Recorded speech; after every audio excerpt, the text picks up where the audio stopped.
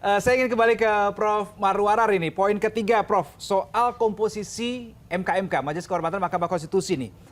Yang terbaru di revisi undang-undang ini, Prof. Komposisinya adalah satu, maksudnya yang diusulkan oleh MK, kemudian yang diusulkan oleh Mahkamah Agung, DPR, Presiden, dan satu hakim konstitusi. Ini berubah dari komposisi sebelumnya. Bagaimana Prof. Marwarar melihat ini? Apa sih sebetulnya yang dimau dengan perubahan komposisi ini? Iya, jadi memang Majelis Kehormatan kalau kita lihat apa yang ditampilkan Pak Jimli ketika memeriksa pelanggaran etik Hakim Mahkamah Konstitusi yang baru lalu, nampak bahwa kekuasaan daripada MK, Majelis Kehormatan MK itu sangat besar di dalam menentukan berhenti atau berfungsinya seorang hakim konstitusi.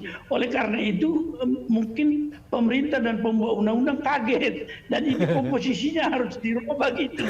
Jadi sebenarnya ini adalah satu kejutan-kejutan yang muncul dari peristiwa-peristiwa yang paling akhir ini, dan itulah yang menyebabkan kita tidak melihat konsep sesungguhnya dari pengawasan etik juga menjadi sesuatu yang hanya soal jumlah dan soal ikut serta mereka yang bisa terdampak oleh satu putusan-putusan seperti itu misalnya. Oleh karena itu, kalau dari sudut komposisinya, saya kira apa yang sudah terjadi di masa lalu atau kalau saya lebih setuju lagi tidak ada hakim MK di situ, itu tentu membuat satu pengawasan etik yang terjadi kurang lugas, yaitu bisa semuanya bukanlah ada hak dalam komponen hakim konstitusi. Tetapi kalau harus ada lagi yang diusulkan pemerintah, diusulkan dari pembuat undang-undang, saya ini kurang terlalu rame-rame begitu, kerjanya juga menjadi sulit itu, karena kemudian kompromistis lagi dan kemudian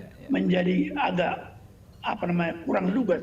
Padahal standar etik yang kita ingin terapkan sebenarnya adalah standar etik tertinggi untuk bisa membuat satu lembaga itu berada dalam satu kondisi yang dihormati betul dan mereka bekerja menurut standar etik yang oleh rakyat menimbulkan rasa percaya terhadap lembaga itu. Ini saya kira jangan rame-rame kali lah, itu sulit pengambilan keputusan itu. Oke, terakhir kalau kita melihat komposisi MK itu kan pada kasus Anwar Usman ya, Hakim Konstitusi Anwar Usman begitu ya, Prof. Marwarar. Dari melihat komposisi itu, kita lihat Ketua MK pada saat itu adalah Pak Jimli Asyidiki ya, yang juga merupakan salah satu Ketua MK di periode tertentu. Nah, dan juga ada beberapa pihak lainnya. Melihat komposisi MK pada saat kasus Hakim Konstitusi Anwar Usman, menurut Anda sudah pas, Prof. Marwarar?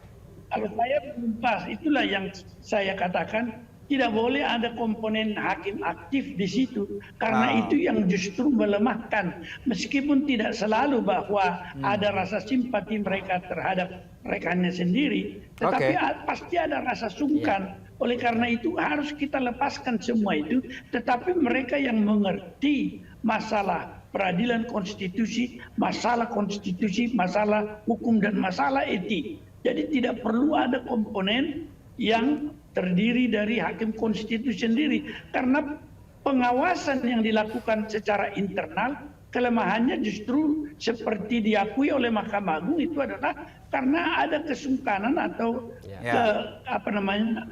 rasa sungkan untuk menilai kawan-kawan sendiri. Oleh karena itu saya tidak setuju ada dalam komposisi itu dari hakim konstitusi yang aktif. Itu saja. Oke.